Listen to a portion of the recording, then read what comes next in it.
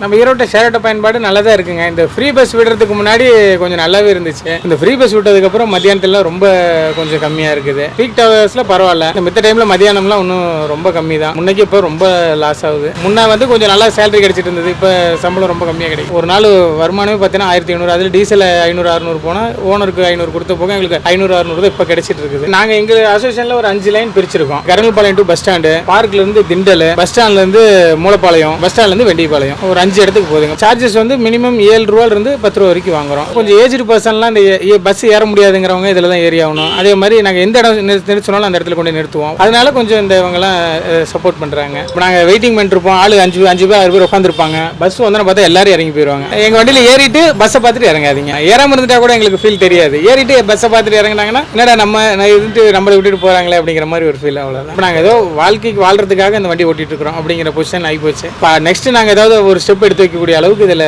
Improvement இல்லை. நாங்கள் வேறு தொழிலுக்கு தெரியாது அப்படிங்கிறதுனால நாங்கள் அப்படி இதில் ஓட்டிகிட்டு இருக்கிறோம்.